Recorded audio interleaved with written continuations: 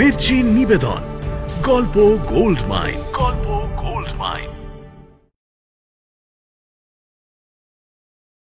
বইটির সত্ত্ব আনন্দ publishers private limited কর্তৃক সংরক্ষিত। মদ্যপান, ধূমপান ও মাদক সেবন স্বাস্থ্যের পক্ষে ক্ষতিকর। মির্চি গল্প গোল্ড মাইনে আপনাকে স্বাগত। মণিমাণিক্যে ভরা বাংলা সাহিত্যের কিছু কালোজয়ী উপন্যাস ও গল্প দিয়ে সাজানো আমাদের এই মির্চি গল্প গোল্ড মাইন। শুনছেন সুনীল গঙ্গোপাধ্যায়ের লেখা বাংলা ক্লাসিক উপন্যাস প্রথম আলো। নাট্যরূপ অর্পিতা চট্টোপাধ্যায়, পর্ব পরিচালনায় দেবলীনা, প্রযোজনায় ভিজুয়াল অডিও। শুরু হচ্ছে প্রথম আলো।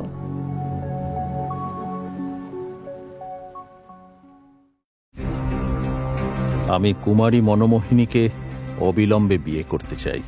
এ বিবাহ নিছক ইন্দ্রিয় সুখের জন্য নয়, মহারানীর শেষ ইচ্ছে পালন করা আমার অবশ্য কর্তব্য। ভানুমতির অলঙ্কারের অর্ধেক রেখে দেওয়া হবে সমরের বউয়ের জন্য, বাকি অর্ধেক মনও পাবে। নতুন গয়নাগাটিও গড়াতে হবে না। শুভস্য শীঘ্রম। এই মাসেই শুভ দিন আছে। আমাদের মতে 25 তারিখটাই একটা শুভ দিন। সেদিনই তাহলে ব্যবস্থা করা যায়। 25 তারিখ কেন? আরো আগে দিন নেই? এই সপ্তাহের মধ্যেই দেখো না।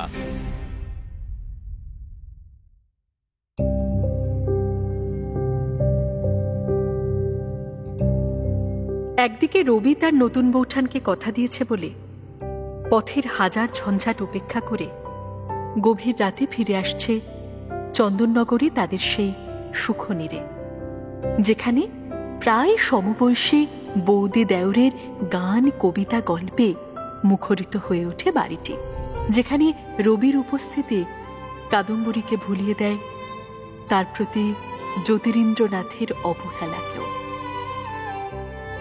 অন্যদিকে ভবানীপুরে শশীভূষণের বাড়ির রান্নাঘরের সামনে বসে থাকে এক অবহেলিত কিশোর, ভরত। সারাক্ষণ পেটে তার বড় খিদের জ্বালা।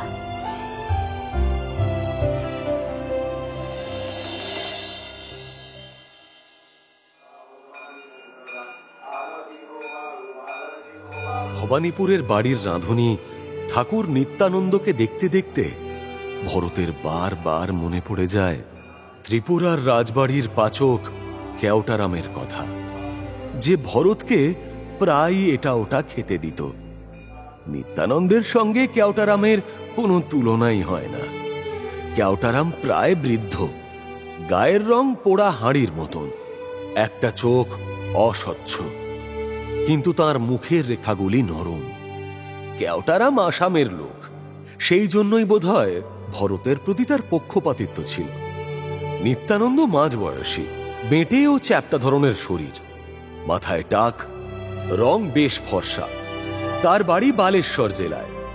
রান্নার কাজে না লেগে সে যাত্রার দলে যোগ দিলে আরো বেশি পয়সা উপার্জন করতে পারত বোধহয়। সে যখন তখন মুখের অভিব্যক্তি বদল করতে পারে।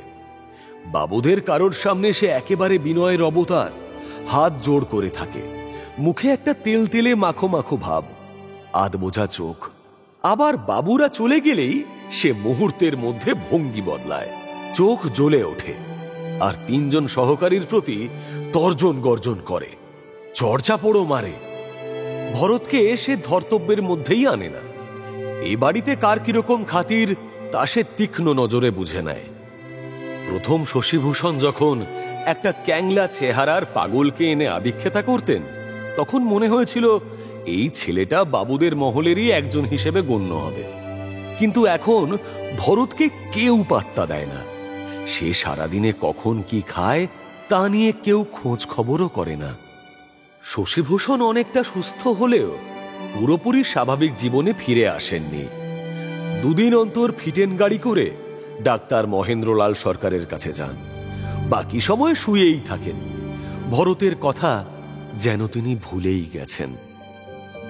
নিত্যানন্দের 3 সহকারীর মধ্যে ছোটটির বয়স 20-21, তার নাম হেলা।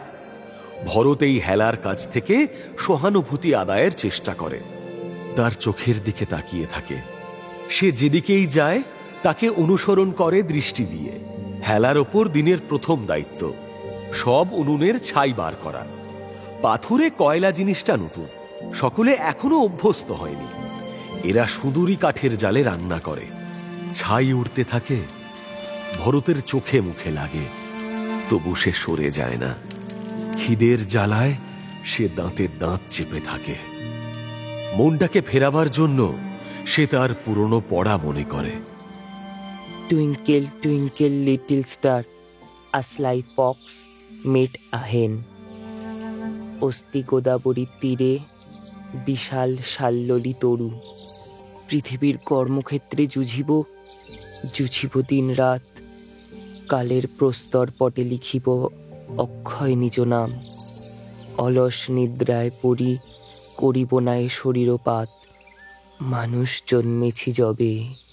নিত্যানন্দ আর তার সহকারীরা কল্পনাই করতে পারবে না ভিখারিরও অধম হয়ে যে লোভী কিশোরটি বসে আছে সে এত শক্ত শক্ত লেখাপড়ার কথা জানে।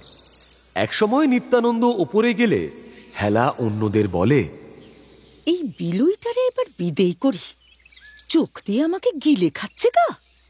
একটা ফুটো শানকিতে কয়েকখানা বাসি রুটি আর কুমড়োর ছক্কা দেওয়া হলো তাকে।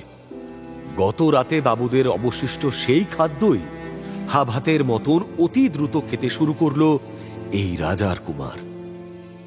তারপর উঠোনের কুয়োতলায় গিয়ে নিজেই কলসিতে জল তুলে পেট ভরিয়ে নিল অনেকখানি। জল টইটুম্বুর পেটে রুটিগুলো ফুলতে থাকে। এবাড়ির যে কোনো জায়গাতেই গতিবিধির ব্যাপারে ভরতের ওপর কোনো নিষেধ নেই। কর্তাদের কেউ তাকে ডেকে কখনো একটা ভালো কথাও বলে না, খারাপ কথাও বলে না। ভেতর মহলের দিকে পারতপক্ষে যায় না ভরত। ত্রিপুরার রাজবাড়ির অন্দরমহলে মহারানী ভানুমতির এত্তেলায় সে একবারই মাত্র প্রবেশ করেছিল।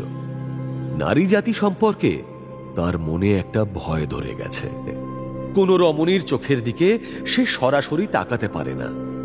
যখন তখন মনোমোহিনীর কৌতুক মাখা চোখ দুটির কথা মনে পড়লেই তার আতঙ্ক হয়, তার বুক কাঁপে। নিজের বুকে হাত বুলোতে বুলোতে তার এখনো মাঝে মাঝে সন্দেহ হয় সে কি সত্যি বেঁচে আছে। জঙ্গলের মধ্যে মাটি খুঁড়ে তাকে বুক পর্যন্ত পুঁতে রাখা হয়েছিল। দিনের পর দিন সে কিচ্ছু খায়নি, সে কোনো মানুষজন দেখেনি। তবু কে রক্ষা করলো তাকে? ভাবতে থাকে ভরত। কেউ ছিল না চারপাশে, শুধু 2-3টি আদিবাসী শিশু। তারা কি স্বর্গ থেকে নেমে এসেছিল না নরকের প্রাণী? তারা আমাকে ইট মারছিল। আমার তো বাধা দেওয়ার কোনো উপায় ছিল না। জ্ঞান হারিয়ে ফেললাম। তারপর আর কিছুই মনে নেই। সেই অবস্থা থেকে কে শেষ পর্যন্ত উদ্ধার করেছিল আমাকে? আমার নিজের তো সামর্থ্যই ছিল না। কার দায় পড়েছিল? তবে কি ভগবানই বাঁচিয়েছেন? ছোটবেলা থেকে শুনে এসেছি, যার কেউ নেই তার ভগবান আছে। ভগবান ভগবান, খুব খিদে পেলে তো তাই ভগবানকেই ডাকি। এসব নানা কথা ভাবতে ভাবতে দিনের বেশিরভাগ সময়ই সে বাগানে ঘুরে বেড়ায়। সকালবেলা কয়েকখানা রুটি খাবার কিছুক্ষণ পরেই আবার তার পেট জ্বলতে থাকে। কিন্তু দুপুরে ভাত খাবার আগে তো তাকে আর কেউ কিছু খেতে দেবে না। খিদের চোটে ভরত অবশ হয়ে যায়, চোখ ঝাপসা হয়ে আসে। বাগানের ঘাসের ওপর লুটিয়ে পড়ে সে। এ বাগানে ফলের গাছ বেশি নেই, আছে কয়েকটা বেল গাছ, কলা গাছ, নারকেল গাছ। উঁচু উঁচু নারকেল গাছগুলিতে নারকেলের কাঁদি আছে বেশ কয়েকটা। কিন্তু ভরত যে গাছে চড়তে পারে না, লোলুপ দৃষ্টিতে তাকিয়ে থাকে সেদিকে। একটা পেয়ারা গাছে কচি কচি পেয়ারা ছিল বটে। একদিন খিদের চোটে ভরত সেই পেয়ারাই খেয়ে ফেলল অনেকগুলো। তারপর তার পেট ছেড়ে দেয়। প্রায় মুমূর্ষু অবস্থা হয়েছিল। তারপরেও ভরত সেই পেয়ারা খেয়েছিল। এখন আর সে গাছে একটাও পেয়ারা নেই। সকালের দিকে ফুলের বাগানে ভরত মাঝে মাঝে একটি কিশোরী মেয়েকে ফুল তুলতে দেখতে পায়। সঙ্গে সঙ্গে ভরত লুকিয়ে পড়ে আড়ালে। এ পর্যন্ত সে ওই মেয়েটির সঙ্গে একটি কথাও বলেনি।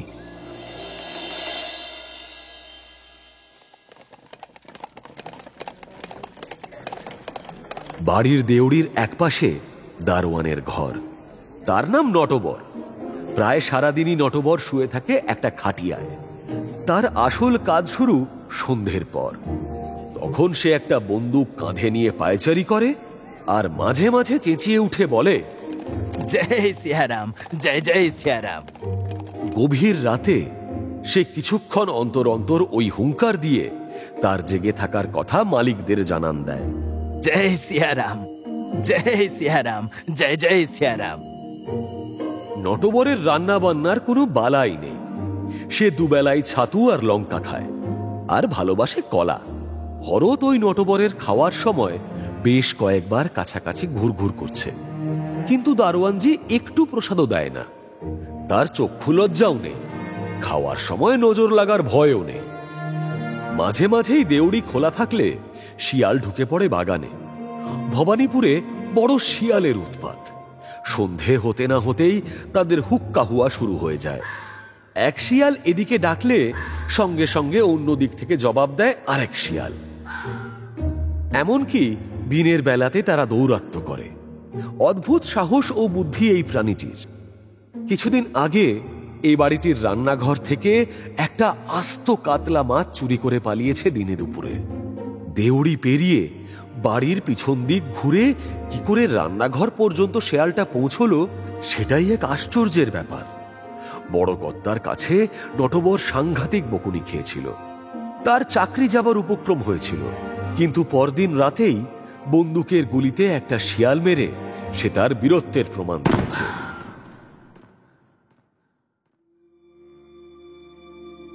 খুব ভোরের দিকে এ বাড়ির বাগানি ভরত দু একবার শিয়াল দেখেছে।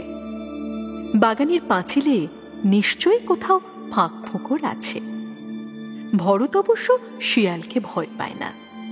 ত্রিপুরায় অনেক দেখা আছে তার, বরং কুকুর সম্পর্কে তার ভীতি আছে। কলকাতার রাস্তায় আগে কুকুর দেখা যেত না। ইদানিং কারা যেন রাস্তায় কিছু নেড়িকুত্তা ছেড়ে দিয়েছে। শিয়াল তাড়াবার জন্য কারা এই ব্যবস্থা নিয়েছে কে জানে। কুকুর আর শিয়াল যেন জন্মশত্রু। কাছাকাছি এলেই প্রবল মারামারি শুরু হয়। শেষ পর্যন্ত শিয়ালরা লেজ গুটিয়ে পালায়।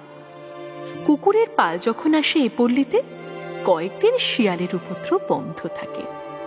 ভরত এক এক সময় দেউড়ি পেরিয়ে রাস্তায় পা দেয়। এদিকটা এমনিতেই ফাঁকা, কাছাকাছি বাড়িঘর নেই। মাঝে মাঝে এঁদো পুকুর ও জংলা জায়গা পড়ে আছে। কিছুটা দূরে শাঁখারি পাড়ায় একটি বস্তি গড়ে উঠেছে। দুপুরের দিকে এখানকার রাস্তায় মানুষজন প্রায় দেখাই যায় না। কাঁচা রাস্তা, যেখানে সেখানে ভাগাড়, কোনো কোনো ভাগাড়ের ওপর নড়বড়ের সাঁকো। সেখান দিয়ে পালকি বেহারারা যখন পালকি নিয়ে যায়, মনে হয় এই বুঝি সব শুদ্ধ ভেঙে পড়ল। ভরত ভীত ভীত মুখে দেউড়ি ছেড়ে কয়েক পা এগোয়, এদিক ওদিক তাকায়, তারপরে আবার দৌড়ে ফিরে আসে, আবার যায় দু এক পা বেশি। ঠিক যেমন ইঁদুর গর্ত ছেড়ে খানিকটা বাইরে আসে, বাতাসে গন্ধ শুকে হঠাৎই অজানা আশঙ্কায় আবার এক ছুটে গর্তে ফিরে যায়। ভরতের ভাবভঙ্গি অবিকল সেই রকম। নগর কলকাতা সম্পর্কে সে কত গল্প শুনেছে, এখনো পর্যন্ত কিছুই দেখেনি। সে আবিষ্কার করতে চায়, কিন্তু তার সাহস সে কুলোয় না। গুটি গুটি পা পা করতে করতে ভরত দিন সাতেক বাদে বেশ খানিকটা দূরে চলে আসে। এখানে গোয়ালাদের একটা পল্লী, তার পাশ দিয়ে কালীঘাটের মন্দিরে যাওয়ার একটা রাস্তা। এই পথে লোক চলাচল অবিরাম। তীর্থযাত্রীরা দিনের আলো থাকতে থাকতে মন্দিরে পুজো আচ্চা সেরে বাড়ি ফিরে যেতে চায়। সন্ধে হয়ে গেলে গড়ের মাঠ পেরিয়ে যেতে মানুষের বুক কাঁপে। মাতাল গোড়াদের সামনে পড়ে গেলে আর রক্ষে নেই। তারা টাকা পয়সা কেড়ে নেয়, নারীদের ইজ্জত নষ্ট করে। গোড়াদের নামে কোতোয়ালিতে নালিশও চলে না। গোয়ালপল্লীতে গরু মোষের অনেকগুলি খাটাল। সকাল বিকেল দুধ দেওয়া হয়। ভরত দাঁড়িয়ে দাঁড়িয়ে দেখে আর ভাবে, কতদিন দুধ খায়নি। এই গোয়ালারা সবাই মুসলমান, কয়েকজনের সঙ্গে তার ভাবও আছে, তারা বাংলায় কথা বলে, কিন্তু ভরত এদের ভাষা এক বর্ণ বুঝতে পারে না। একদিন এক মুসলমানকে দেখে ভয়ে ভরতের প্রাণ উড়ে গিয়েছিল। তখন বিকেল প্রায় ফুরিয়ে এসেছে। ভরত পাড়া বেরিয়ে এসেছে, দেউরির কাছে দাঁড়িয়ে আছে একজন লম্বা লোক, আলখাল্লা পরা, অনেক ছেঁড়া ছেঁড়া কাপড় সেলাই করা, যেন সে আলখাল্লা। মাথায় লম্বা ধরনের কালো টুপি, তার এক হাতে একটা ঝোলা, অন্য হাতে একটা পেতলের ডিবেতে আগুন জ্বলছে। সারা মুখ দাড়ি গোফে ঢাকা, শুধু জল জল করছে চোখ দুটি। ভরতের বুক ঢিপ ঢিপ করতে লাগলো। ওই পোশাক পরা লোকটিকে এড়িয়ে আমি ভেতরে ঢুকবো কি করে? কাছে গেলেই যদি খপ করে ধরে, কিন্তু যেতে তো হবেই। লোকটি পেছন ফিরে আছে। খুব সন্তর্পণে এগোতে লাগলো ভরত। হঠাৎ লোকটি পাশ ফিরে তাকে দেখল, হাসল। কালো গোপদারির ফাঁক দিয়ে বেরিয়ে পড়ল ধবধবে সাদা দাঁত। ভরত কাঁদো কাঁদো মুখে বলল, আমি এই বাড়িতেই থাকি। ভরতের অবস্থা দেখে লোকটি হেসে তার দিকে এগিয়ে এসে পরিষ্কার বাংলায় বলল, ও বাছা, ভয় পাও কেন? ভয় নাই গো, ভয় নাই। আমি আমি মুশকিল আসান। সত্যপীরের কথা শোনো, সব মুশকিল দূর হয়ে যাবে। তারপর সে দোলানির সুরে একটা ছড়া বলে যেতে লাগলো। তার অনেকটাই বুঝতে পারল না ভরত, কিন্তু সুরের একটা মাদকতা আছে। সে মন্ত্রমুগ্ধের মতন তাকিয়ে রইল লোকটির দিকে।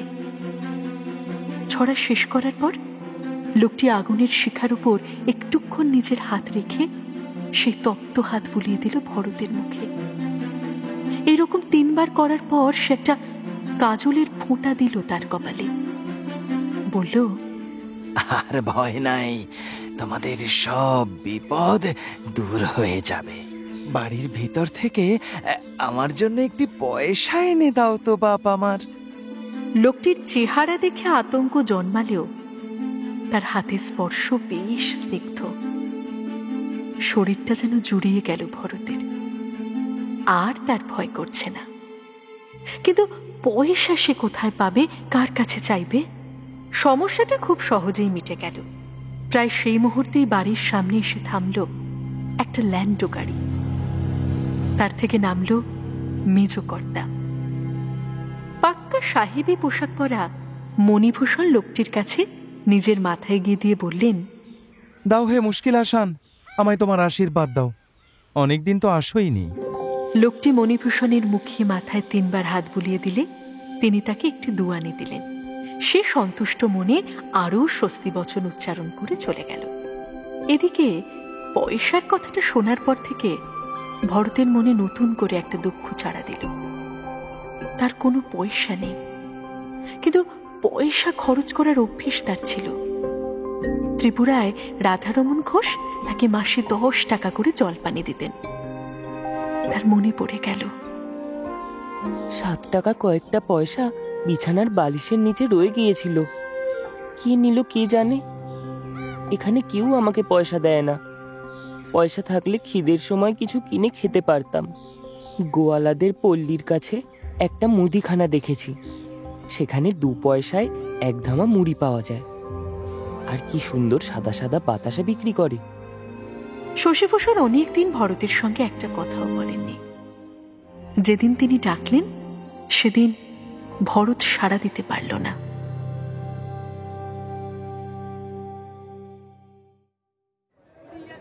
সকালবেলা বেরিয়ে গোয়ালা পল্লী ছাড়িয়ে আরো খানিকটা এগিয়ে গিয়েছিল ভরত কালীঘাট মন্দিরের দিকে। এত লোক যেখানে যায় সেই মন্দিরটা দেখার খুব ইচ্ছে তার, কিন্তু রাস্তা হারিয়ে ফেলার ভয় বেশি দূর যেতে পারে না। সেদিন সে একটা জিনিস আবিষ্কার করেছে, কলকাতার রাস্তায় পয়সা ছড়ানো থাকে। এদিকে কোথাও একটা শ্মশান আছে। প্রায় বলহরি হরিবোল হাঁক তুলে এক এক দল লোক মড়া নিয়ে যায় সেদিকে।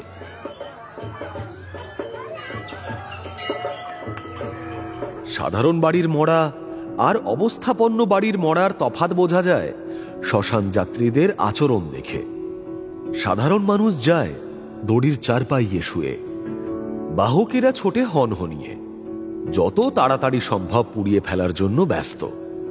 আর বেশ পালিশ করা কাঠের খাট, পুরু বিছানা, ফুলের স্তূপ দিয়ে সাজানো মড়া দেখলে বোঝা যায় হোমড়া চোমড়া কেউ।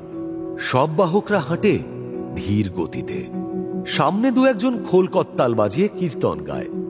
সবচেয়ে বড় কথা, সেই মড়ার সামনে সামনে বাড়ির কেউ খই আর তামার পয়সা ছড়াতে ছড়াতে যায়। ভরত নিজে ঠং ঠং করে পয়সা পড়তে দেখেছে। অবশ্য সেরকম জাঁকজমকের শবযাত্রা দেখলেই যেন মাটি ফুঁড়ে উঠে আসে গোটা কয়েক ধুলো মাখা নেংটি পরা কাঙালি ছেলে। তারা ছুটে ছুটে সেই পয়সা কুড়িয়ে নেয়। তা দেখে কি কষ্ট ভরতের।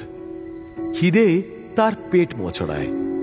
একটা দুটো পয়সা পেলে সে পেট ভরে মুড়ি বাতাসা কিনে খেতে পারত। প্রবল ইচ্ছে হয় ভরতের। কাঙালিগুলো তারই বয়সী। সেও চেষ্টা করলে ওদের সঙ্গে ঠেলাঠেলি করে কুড়োতে পারত পয়সা। তবু সে যেতে পারে না।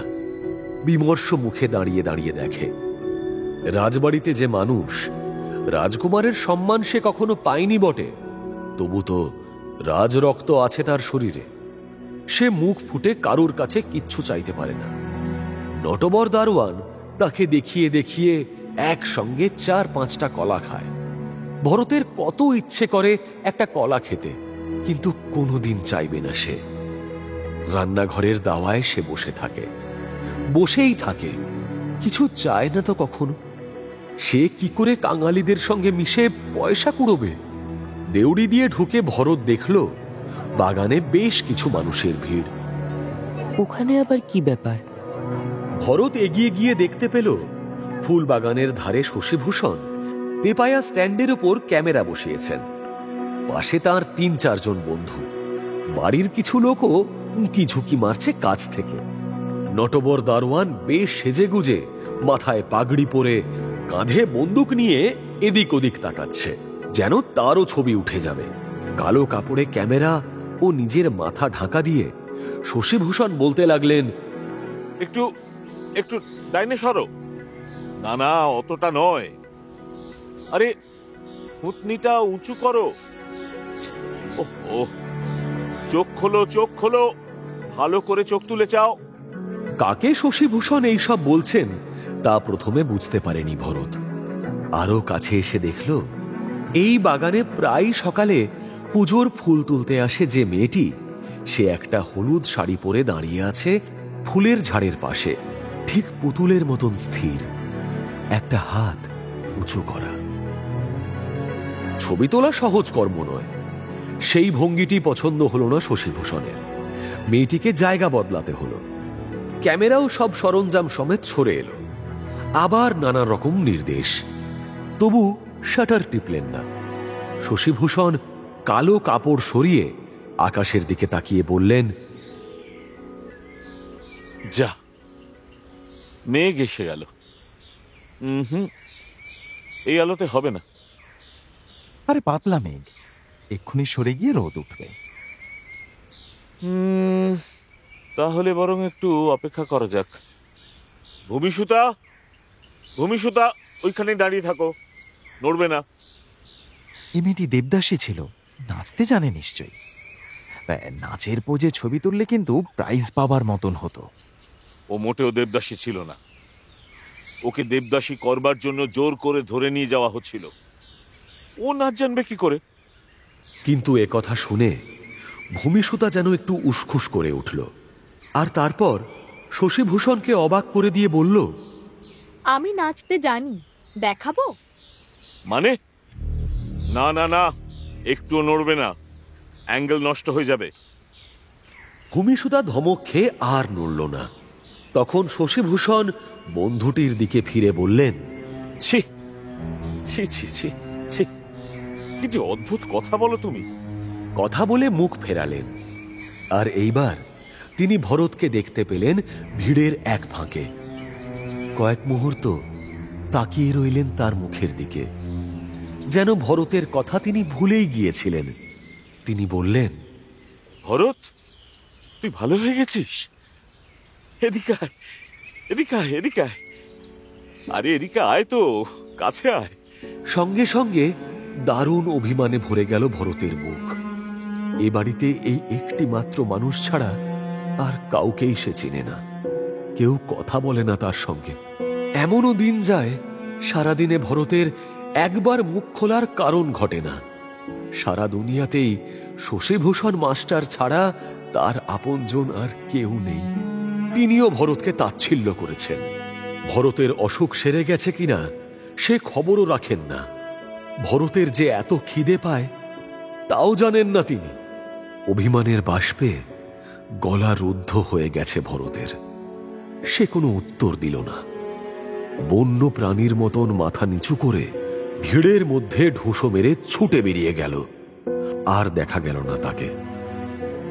বাড়ি থেকে বেরিয়ে গিয়ে রাস্তার ধারে একটা এঁদো পুকুরের পাড়ে বসেই কাঁদতে লাগলো মাথা ঝাঁকিয়ে ঝাঁকিয়ে। সমস্ত বিশ্ব এখন তার কাছে অর্থহীন। সেই কান্নার মধ্যেই সে বলতে লাগলো, মা, মা, আমি মরে গেলাম না কেন? মা, মা, আমাকে নিয়ে যাও। এক সময় কাঁদতে কাঁদতে সেখানেই ঘুমিয়ে পড়ল সে। ঘাসের ওপর লম্বমান এক কিশোর শরীর। এখানে কোনো মানুষজন নেই, শুধু গাছপালাগুলি ব্যগ্র হয়ে তাকে দেখছে। ঘুমের মধ্যেও ভরতের ঠোঁটে আঁকা অভিমান। একদিন সকালে বাসি রুটি কুমড়োর ছক্কাও থাকে না। সেই সব সকালে ভরত একবারে ধুঁকতে থাকে, যেন খিদের চোটে সে মরেই যাবে। জঙ্গলের মধ্যে যখন সে মাটির মধ্যে পোতা ছিল দিনের পর দিন, তখনও সে এত খিদের কষ্ট পায়নি। হেলার জ্বর হয়েছে কদিন ধরে। ভরতকে সামান্য দয়া করারও কেউ নেই। এক সকালে অন্য একজন রাঁধুনি ভরতকে অনেকক্ষণ বসে থাকতে দেখে এক মুঠো মুড়ি এনে বলল, এই ছোড়া, আজ রুটি নেই, এই দুগাল মুড়ি খা, এখন যা এখান থেকে। ওই সামান্য মুড়িতে খিদে আরো বাড়ে। জ্বলন্ত উদর দুঘটি জল খেয়েও নেবে না। ভরতের নিজেরই হাত পা কামড়ে খেতে ইচ্ছে করে। বাগানে গিয়ে সে ঘুরে ঘুরে বেড়ায় আর শরীরের জ্বালা ভোলার জন্য মুখস্থ কবিতার লাইন উচ্চারণ করার চেষ্টা করে, কিন্তু মনে পড়ে না। মন এখন পেটের মধ্যে। কবিতার বদলে ভরত ভিড় করে, হে ভগবান, হে ভগবান, আমায় কিছু খেতে দাও, আমায় দুটি খাবার জুগিয়ে দাও। খিদের চোটে একসময় সে তেঁতুল গাছের একটা ডাল ভেঙে নিয়ে ভাবতে ভাবতে চিবোতে শুরু করলো। গরু ছাগল ঘাস পাতা খেয়ে বেঁচে থাকে, মানুষ পারে না? তেঁতুল পাতাতে একটু টক টক স্বাদ, মন্দ লাগে না। বেশি খেলে পেট ব্যথা হবে না তো? হয় হোক। পেট ব্যথার ভয় আছে, কিন্তু তবু ভরত তেঁতুল পাতা খেয়ে যায়। একসময় সে হঠাৎ একটা আর্তনাদ শুনল। একটি মেয়েলি কণ্ঠ বলে উঠল, ও বাগো, বাবা গো। আওয়াজটা এলো বেশ খানিকটা দূর থেকে। ভরত কারুকে দেখতে পেল না। কি ব্যথা, বাঁচাও। আবার ওই রকম শুনে সে খানিকটা এগিয়ে গেল। ভূমিসুতা নামে সেই মেয়েটি এক জায়গায় পাঁচিল ঘেঁষে কাঠ হয়ে দাঁড়িয়ে আছে, মুখ চোখ আতঙ্কে বিবর্ণ। ভরত ঠোঁট উল্টে ভাবল, নে কি, সেদিন ছবি তোলার জন্য আদেখলেপনা করছিল, বলছিল নেচে দেখাবো। আজও নাচুক না। ভূমিসুতা চিৎকার করেই চলেছে। সে রোজ যেখানে ফুল তোলে তার থেকে আজ চলে এসেছে অনেকটা দূরে। বাগানের পাঁচিল এখানে শেষ হয়েছে কোনাকুনি ভাবে। মেয়েটির সামনে কিছু একটা রয়েছে, তাই সে পালাতে পারছে না। ভরত ভাবল, সাপ। এই বাগানে সে একদিন একটা সাপ দেখেছে বটে। সাপ হলেই বা আমি কি করব? খিদের চোটে মাথা ঝিমঝিম করছে। এখন কি সেই সাপ মারতে যাব নাকি? ভরতকে একবার দেখতে পেয়েছে ভূমিসুতা। সে আকুল হয়ে তাকে ডাকছে। এই এই ছেলে, আরে এই ডাকুক। ওই মেয়েটা আমার কি? ও কি একদিনও নিজের থেকে কথা বলেছে আমার সঙ্গে? মেয়েটা ভেতর মহলে থাকে, ভালো ভালো খাবার খায়। ঝোপের মধ্যে একটা আওয়াজ হলো, কোনো বড় সড় প্রাণী। বাঘ নাকি? মেয়েটা অত ভয় পেয়েছে, বাঘের চোখে চোখ পড়লে নাকি চলাফেরার শক্তি চলে যায়। ত্রিপুরায় কমল দিঘির ধারে 2-1 বাঘ এসেছিল। হঠাৎ কেমন যেন ভাবান্তর হলো ভরতের। তার ভয় ডর সব চলে গেল। যদি বাঘ হয় তবে আমাকেই খাক, আমার জীবনের তো কোনো মূল্য নেই। রোজ রোজ খিদের জ্বালা আর সহ্য হয় না। মাটি থেকে একটা ভাঙা আধলা ইট তুলে নিয়ে সে শটান হেঁটে গেল মেয়েটির দিকে। ভূমিসুতা ভরতের দিকে চেয়ে থরথর করে কাঁপছে। অসীম সাহসের মতো ভরত ঝোপটার একেবারে কাছে গিয়ে উঁকি মারল। বাঘ নয়, লতা পাতার আড়ালে রয়েছে একটা শিয়াল। শিয়াল দিনের বেলা ডাকে না, কোনো মতলবে শিয়ালটা এখানে লুকিয়েছিল। মানুষ দেখে সে নিজেই ভয় পেয়েছে, সামনে দিয়ে পালাতে পারছে না। আশাওরা ঝোপটার খানিকটা টেনে ফাঁক করে ভরত বলল, এই এই যা যা। শিয়ালটা এবার হুড়মুড়িয়ে বেরিয়ে এসে লেজ গুটিয়ে চোঁ চোঁ দৌড় লাগালো। ইটটা ফেলে দিয়ে হাতের ধুলো ঝেড়ে আবার উল্টো দিকে হাঁটতে লাগলো ভরত। ভূমিসুতার সঙ্গে সে একটিও কথা বলল না, তার দিকে একবার ফিরেও তাকালো না।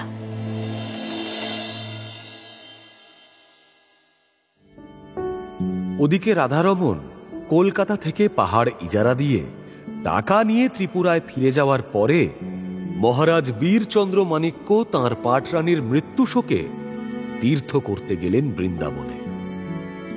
রাজাদের শোকের বহর বোঝা যায় শ্রাদ্ধের আড়ম্বর দেখে।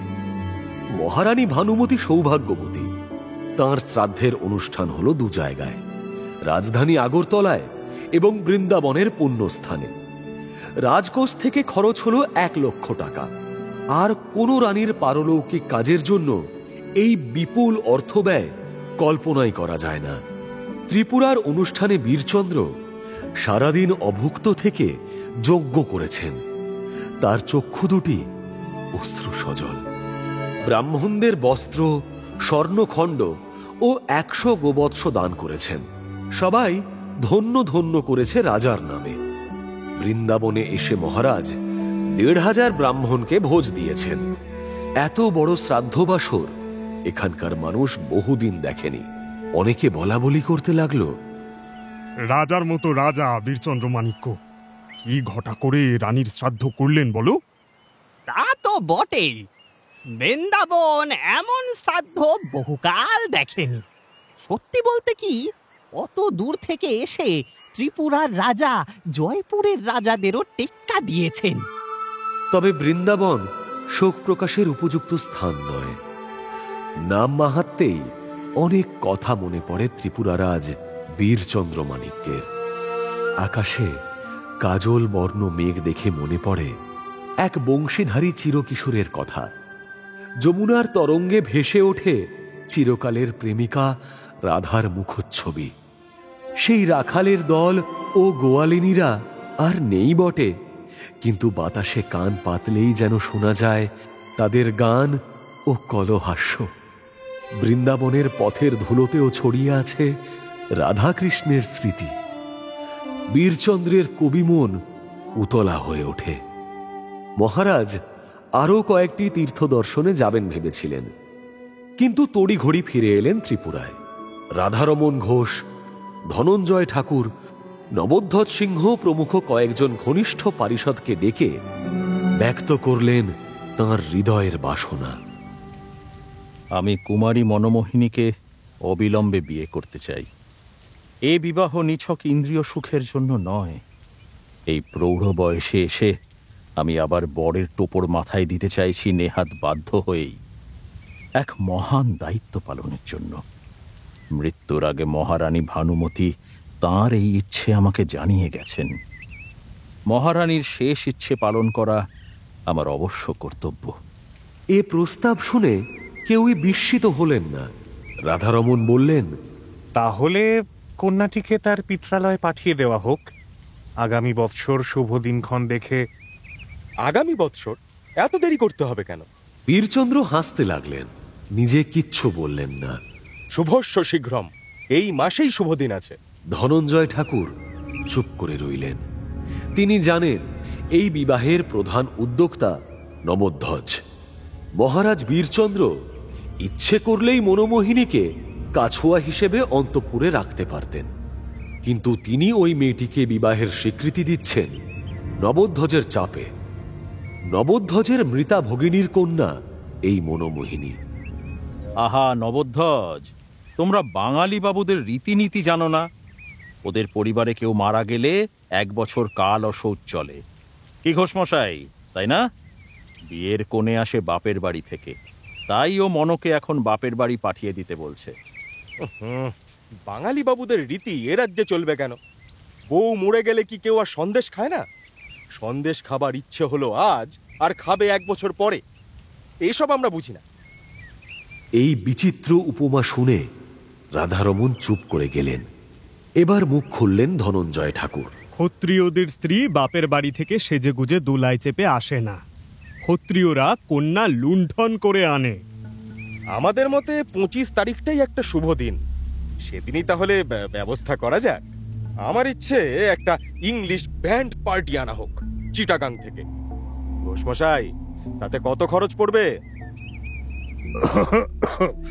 মহারাজ সম্প্রতি বৃন্দাবন ঘুরে এলেন। 2টি শ্রাদ্ধ অনুষ্ঠানে অনেক খরচ হয়েছে। রাজকোষে বিশেষ অর্থ নেই। বালিশিরার পাহাড় ইংরেজ কোম্পানিকে ইজারা দিয়ে যে 1 লক্ষ মুদ্রা পাওয়া গিয়েছিল, তারও কিছু আর অবশিষ্ট নেই। সেই জন্যই আমি বলছিলাম উৎসবটা যদি আর কিছুদিন পরে করা যায়। না না, ওসব ইংলিশ ব্যান্ড ফ্যান্ড মোটেই চাই না। ধুমধাম করে বড় গোছের উৎসবেরই প্রয়োজন নেই। নম নম করে বিয়ে সারতে হবে। পুরুতরা শ্রাদ্ধের সময় অনেক কিছু পেয়েছে, সব এখনো হজমই হয়নি। এবারে তাদের হাতে 2-5 টাকা গুজে দেবে। ভানুমতির অলংকারের অর্ধেক রেখে দেওয়া হবে সমরের বউয়ের জন্য, বাকি অর্ধেক মনো পাবে। নতুন গয়নাগাটিও গড়াতে হবে না। নবোধ্বজ, 25 তারিখ কেন, আরো আগে দিন নেই? এই সপ্তাহের মধ্যেই দেখো না। তুমি কি বলো হে ধনঞ্জয়? তা ঠিকই বলেছেন মহারাজ। সন্দেশ খাবার জন্য 25 তারিখ পর্যন্তই বা অপেক্ষা করতে হবে কেন? আগে দিন দেখো হে নবোধ্বজ। কাজেই আগামী মঙ্গলবার অর্থাৎ আর 5 দিন পরেই বিবাহের লগ্ন নির্ধারিত হয়ে গেল। প্রস্তুতি শুরু হয়ে গেল সঙ্গে সঙ্গে। অন্দরমহলে চলল নানা রকম কানাকানি। অন্য রানীরা ঠোঁট বেঁকিয়ে কুৎসা ছড়াতে লাগলো মনোমোহিনীর নামে। এ মেয়ে যখন তখন প্রাসাদের বাইরে যায়, অন্য পুরুষদের সঙ্গেও কথা বলে। সেই তো, এমন মেয়ে রাজরানী হবার যোগ্যই নয়। রাজকুমারীরাও এই দস্যি স্বভাবের কিশোরীকে তেমন পছন্দ করে না। ভানুমতির মৃত্যুর পর তারা মনোমোহিনীকে নানান ছুতোয় নিপীড়ন শুরু করেছিল। একজন তো ঝগড়া বাঁধিয়ে কাঁচি দিয়ে কেটে দিয়েছিল মনোমোহিনীর অনেকখানি চুল। এখন তারা সন্ত্রস্ত হয়ে উঠল। মনোমোহিনী পাটরানী হয়ে বসলে তাদের ওপর প্রতিশোধ নেবে। বিয়ের পর অন্তত 6 মাস এই অল্প বয়সী রানী মহারাজের প্রিয়তমা হয়ে তো থাকবেই। মনোমোহিনী অবশ্য এই সংবাদ শুনে কোনো ভাবান্তর দেখালো না। সে আগেরই মতন ধেই ধেই করে যেখানে সেখানে ঘুরে বেড়ায়। বীরজা নামে এক মাসি সম্পর্কিয়ার সঙ্গে সে রাত্রে শোয়ে। বীরজা তাকে রানী হিসেবে যোগ্য করে তোলার জন্য তাকে নানান উপদেশ দেওয়ার চেষ্টা করল বটে, কিন্তু কে শোনে কার কথা? মনোমোহিনী চপল হরিণীর মতন ঘুরে বেড়াতে লাগলো এখানে ওখানে। সে যে রানী হতে যাচ্ছে তা নিয়ে কোনো মাথা ব্যথাই নেই তার। কিন্তু এই বিয়ে অনেকের মাথা ব্যথার কারণ হয়ে দাঁড়ালো। বীরচন্দ্রের বৈধ পুত্রকন্যার সংখ্যা 25। 9 জন পুত্রের মধ্যে রাধাকিশোর যেমন জ্যেষ্ঠ, রাজকুমারীদের মধ্যে তেমনি অনঙ্গ মোহিনীরই জন্ম হয়েছে সকলের আগে। যুবরাজ রাধাকিশোরের বয়স এখন 20। অনঙ্গমোহিনীর জন্ম হয়েছে সকলের আগে। তার বয়স 23। তার স্বামী গোপীকৃষ্ণ ঠাকুর এই রাজ্যের একজন উজির। অনঙ্গমোহিনী শৈশব থেকে তার পিতার খুব প্রিয়। প্রথম সন্তানের প্রতি সব পিতারই বিশেষ টান থাকে। অনঙ্গমোহিনী নিজের চেষ্টায় লেখাপড়া শিখেছে। সেও কবিতা লেখে। ত্রিপুরার রাজকবি মদন মিত্তিরের মতে অনঙ্গমোহিনীর কবিতা অতি উচ্চাঙ্গের। কলকাতার পত্রপত্রিকায় ছাপা হলে অবিলম্বে তার খ্যাতি ছড়িয়ে যাবে। কিন্তু অন্তঃপুরের এক বধূর কবিতা মুদ্রিত হলে কেরানি, ভবঘুরে, সাধারণ পেঁচাপেঁচি ধরনের লোকও পড়ে ফেলবে। এই যে অকল্পনীয় ব্যাপার, বেআব্র হতে আর বাকি থাকলো কি? অনঙ্গমোহিনীর কবিতা এখানকার অতি ঘনিষ্ঠ 2-4 জনই শুধু পড়ে। তার বাবা একজন উৎসাহী সমাজদার। অনঙ্গমোহিনী স্বামীর সঙ্গে অন্য বাড়িতে থাকলেও রাজপ্রাসাদে প্রায়ই আসে। এখানে তার নিজস্ব কক্ষটি অন্য কেউ দখল করতে পারেনি। অন্দরমহলের মহিলাদের কলহে অনঙ্গমোহিনী হস্তক্ষেপ করে, দৃঢ়ভাবে মতামত দেয়। তার কথা কেউ সহজে অগ্রাহ্য করতে পারে না। সকলেই জানে মহারাজ তার এই প্রিয় কন্যাটির কথার গুরুত্ব দেন। পিতার এই আকস্মিক নতুন বিবাহের বাসনা অনঙ্গমোহিনীর একেবারেই পছন্দ হল না। ভানুমতির সঙ্গে অনঙ্গমোহিনীর বনিবনা ছিল না। ভানুমতির এই মনোনীতা এইটুকু পুচকে মেয়ে তার মাতৃস্থানীয় হবে, এটা অনঙ্গমোহিনী মেনে নিতে পারে না। এই বিয়ে আটকাতে তাই মোক্ষম একটি চাল চাললেন অনঙ্গমোহিনী। ডেকে পাঠালেন তার আপন ভাই যুবরাজ রাধা কিশোরকে।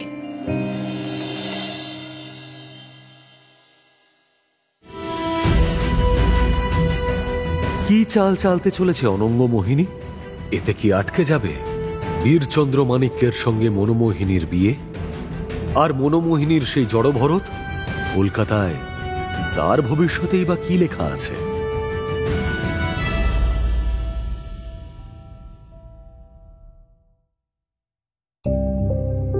মির্চি গল্প গোল্ড মাইনে শুনছেন সুনীল গঙ্গোপাধ্যায়ের লেখা প্রথম আলো। উপস্থাপনায় শিবাশিস বন্দ্যোপাধ্যায়, নাট্যরূপ অর্পিতা চট্টোপাধ্যায়, পর্ব পরিচালনায় দেবলীনা, মুখ্য চরিত্রে কথক অর্ঘ্যমাল্য মাইতি ও পিয়ালি পাঠক, ভরত দেবজিৎ মুখার্জি, মণিভূষণ স্পন্দন দাস, শশীভূষণ রূপান দাশগুপ্ত, ভূমি সুতা নার্গিস সুলতানা, মহারাজ ইন্দ্রনীল ভাদুরী, রাধারমণ সৌনক সান্যাল। এছাড়াও রয়েছে অন্যান্য শিল্পীবৃন্দ। আবহ সঙ্গীত জয় ঘোষ, প্রযোজনায় ভিজুয়াল অডিও, সৃজনশীল পরিচালনায় ইন্দ্রাণী চক্রবর্তী। শুনলেন মির্চি গল্প গোল্ডমাইন, সুনীল গঙ্গোপাধ্যায়ের লেখা প্রথম আলো।